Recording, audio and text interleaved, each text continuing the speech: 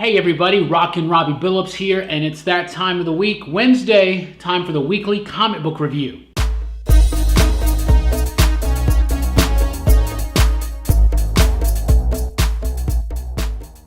Hey guys, thanks for coming back for another Pop Culture Philosophers Weekly Comic Book Review, the show where I read some comics and tell you what I think about them. And we always start with the pick of the week, and no surprise, another DC Young Animal book makes an appearance at the pick of the week, and it's Mother Panic number 2. Mother Panic number 1 I thought was pretty solid, pretty dark, pretty melancholy, but I really liked it. And issue 2 was even better. Seriously, Jody Houser, who is writing this book, she's doing a phenomenal job 2 issues in. I cannot wait to see where this book is going, how it's going to unfold. This book is really good, and it just might be one of the best Young Animal books. I mean, we'll have to see what happens in future issues. I mean, Cave Carson's great.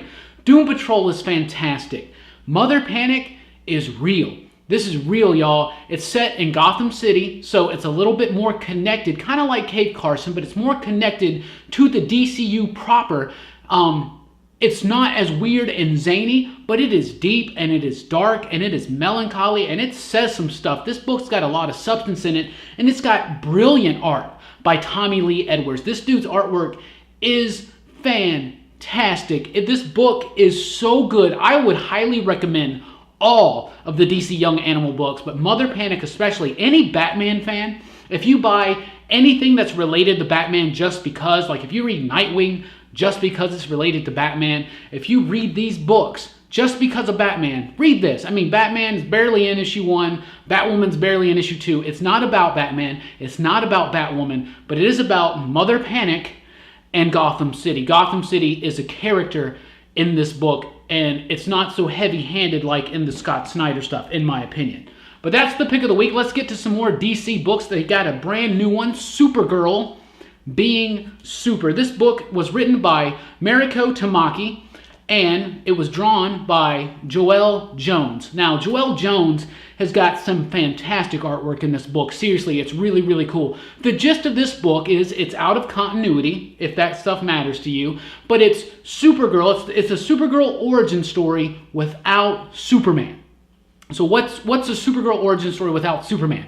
Instead of Superman landing in the rocket, if it's just Supergirl. And so it's pretty cool, and it deals with adolescence. It deals with a woman approaching puberty, and they use her powers and just the typical stuff that happens to the average woman when she's going through puberty and adolescence, and then they kind of put them together into a nice, really cool coming-of-age story that I thought was really neat. It was really cool. It's thick. It's $5.99, but it's one of those prestige formats. Really nice, really thick.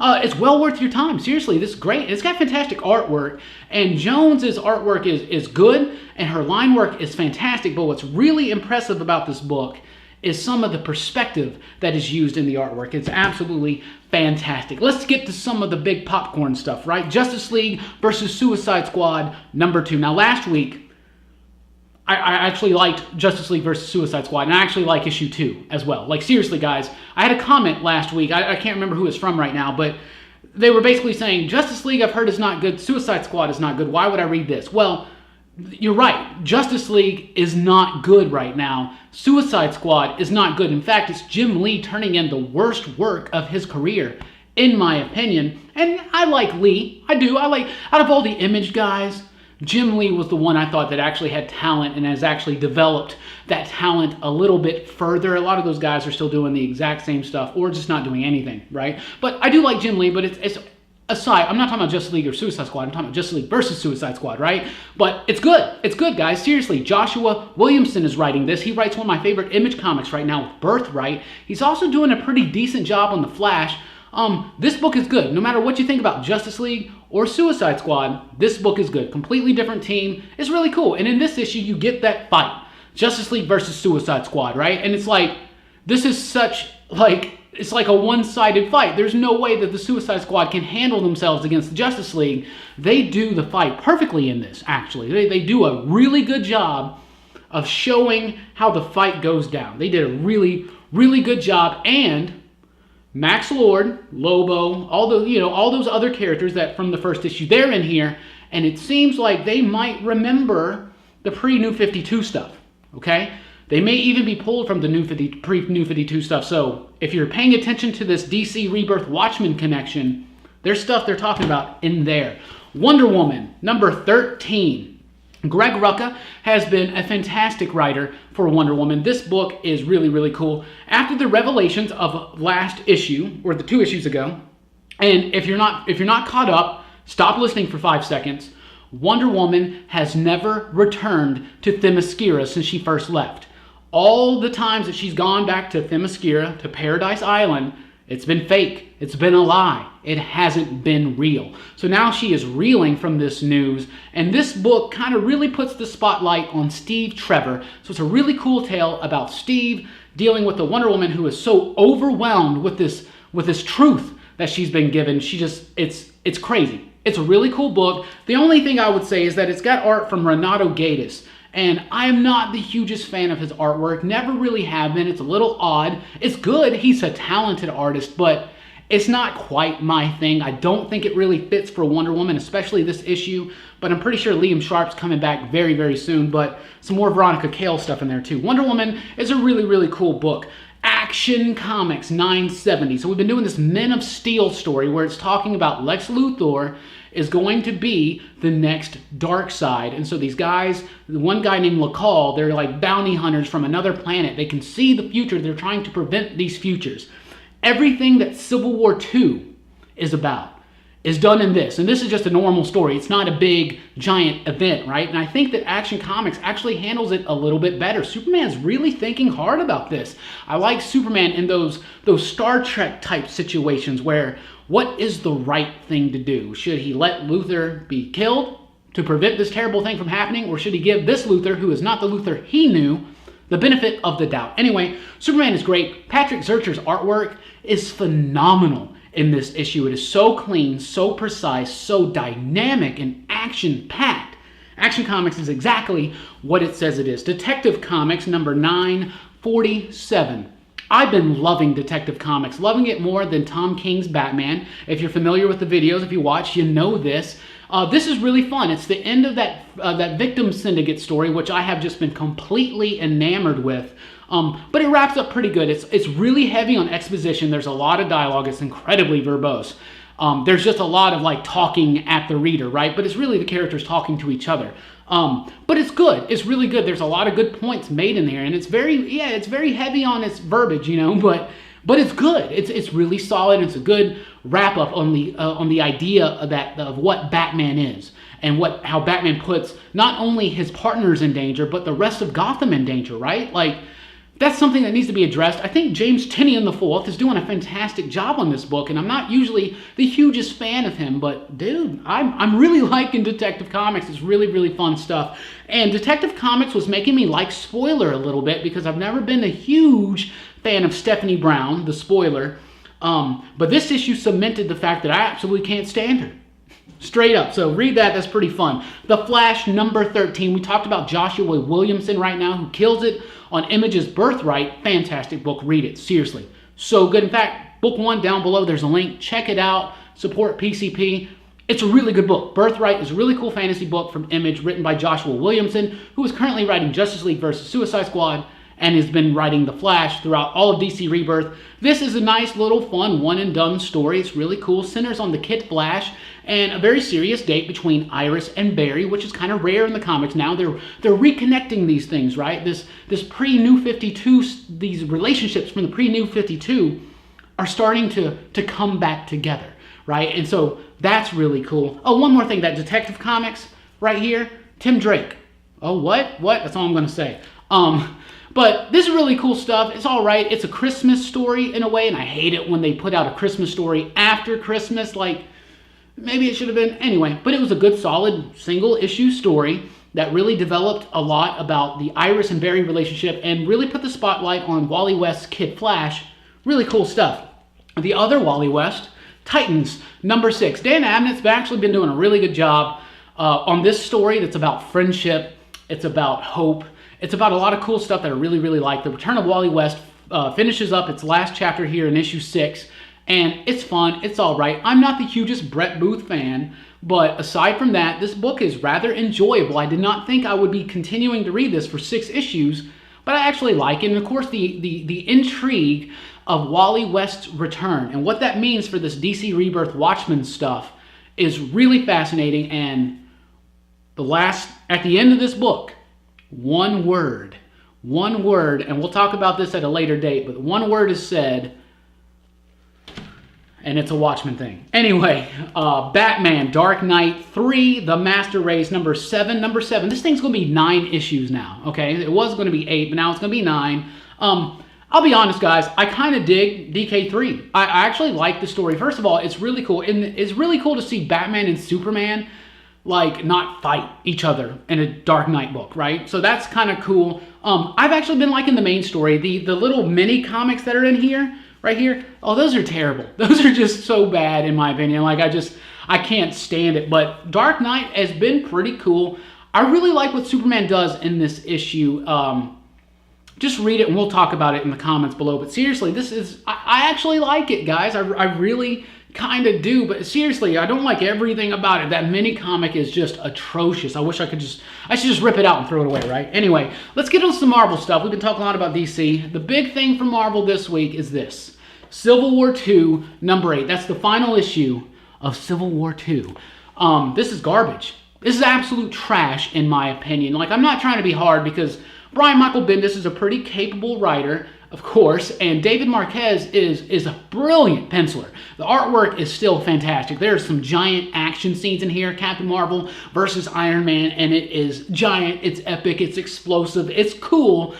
But overall, this was an absolute just waste of time, in my opinion. I don't know, I'm intrigued by what can happen, but there is so much just like they didn't have, I don't know. It's gutless. It's just gutless. It's courageous. It's like the opposite of courageous writing. It's just boring. It's weird for me to say that it's not worth anything and that it doesn't really result in anything, because it does shake things up and change things and provide a new direction for Marvel, which we've already been seeing for the last 2 months because this book is supremely late. But I don't know, guys. I just did not dig on the Civil War II at all. Did not like it. It made Captain Marvel a completely unlikable character, and now she's supposed to be the big dog at Marvel, and I love that. I love that Carol Danvers is getting the respect that she deserves, and more than just a story about her alcoholism. That's really cool, but seriously, what happens in this book at the end is just such a ripoff, what? I haven't run into anybody except for one dude who liked this book, seriously. And that was Paul Miller. Anyway, Hulk, number 1.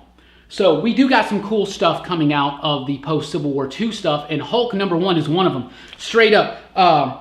Mariko Tamaki, who did the Supergirl Being Super, she writes this book. It's got artwork from Nico Leone. This book is good. So Jennifer Walters is She-Hulk, but now she's just the Hulk, and I love that. I think that's great. Take the she out of her name, have her just be the Hulk, because, you know, they killed Bruce Banner in Civil War II, one of the terrible decisions they made, but whatever. But this book is cool. Jennifer Walters, who has always been a very confident, you know, character, who's always been very flamboyant, very charismatic, and in control of her change, is no longer in control. Everything that happened to her during Civil War II, where she had people die around her, her cousin was murdered by an Avenger who was then acquitted by a jury about it. Like, she is dealing with so much post-traumatic stress disorder that now she no longer controls the change. She is just, she's full of anxiety. She's got problems. She's got mental imbalances. She can't control her anger. She's trying to prevent herself from hulking out. This book is good. It's tense. It's really, really solid, guys. Check it out. Rocket Raccoon number 1. You know, last week I read Star-Lord and I read Gamora, and I'm kind of over the whole oversaturation of the Guardians. But I did read the Rocket Raccoon book, and I will just say, no, don't read that. Don't read that at all. Infamous Iron Man number 3. I love Doom.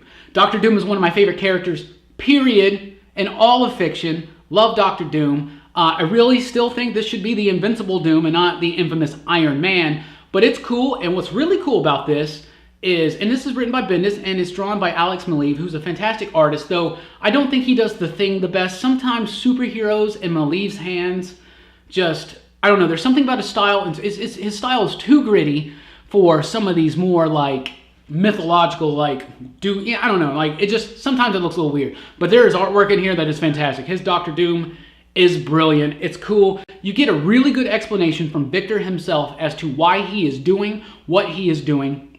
And it makes total sense to me as a person in life, and it makes total sense to me for the character to think this way now, and I really, really like it. The only thing I don't like about this book is the whole mother thing. And 3 issues are out now, but Doom's mother supposedly may be still alive and may be set up to be the villain in this book, and I don't know. I don't like that one. I don't like that, guys. The Mighty Thor, number 14, Steve Epting, back again as the guest artist in this little story that's building up more. That's the War of the Realms, right? So you got Malekith and the Dark Elves. They are just wrecking the 10 realms right now. And there's another little chapter in that story, and it's building up, it's building up. It's pretty fun. It's really cool. I like it. It's interesting. You know, I would expect, like, the Steve Epting artwork in the beginning of the issue is really cool. They do something really kind of cool with the coloring and whatnot.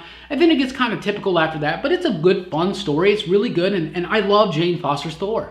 I can't get over it. And I'm really excited for this giant, you know, like, realm war thing to, like, come up. And the next issue, actually, is the beginning of that whole Shi'ar war with Asgard or whatever.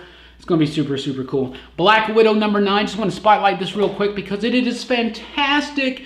Over half of this is just straight up an action scene with little to no dialogue.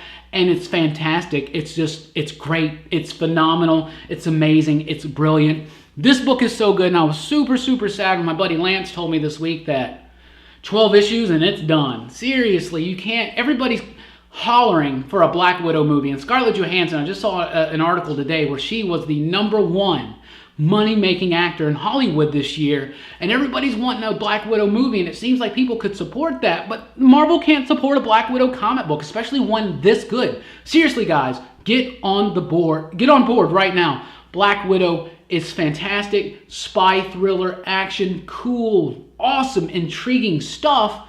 Black Widow, we only got 3 more issues. This is like a Vision thing, guys.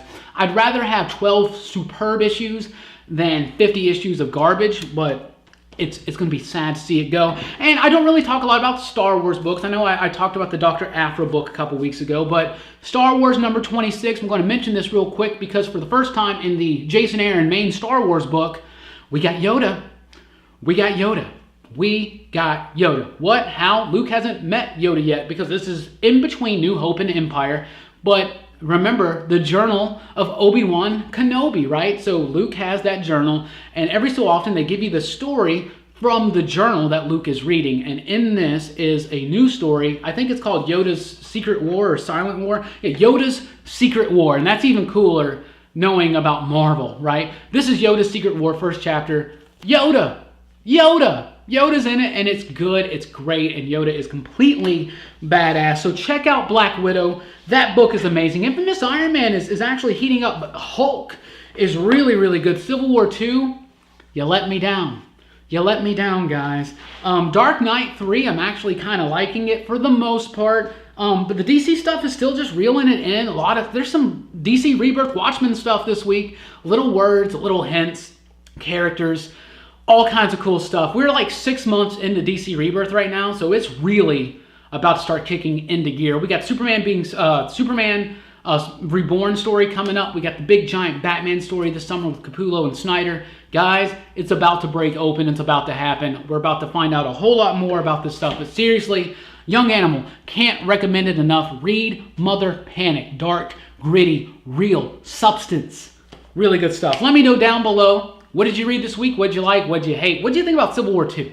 I really want to know what you guys feel out there about Civil War 2 and even DK3. Like, seriously, because those are 2 controversial books that I just want to know what you guys think. I want to get the conversation going. Really fun stuff this week, though. Marvel has some good books. DC has some good books. I read a couple little Image things, but nothing really I wanted to like really talk about it too much. But we'll be back next week for another one. Thank you guys for watching. Please do like and share this video with all your comic friends. And be sure to subscribe because we do these every week, and we do a whole lot more things like podcast, blogs, top 5 lists, all that stuff. And you can catch it all on this channel and at www.popculturephilosophers.com. I'm Rockin Robbie Billups. Thanks again. Catch you next time.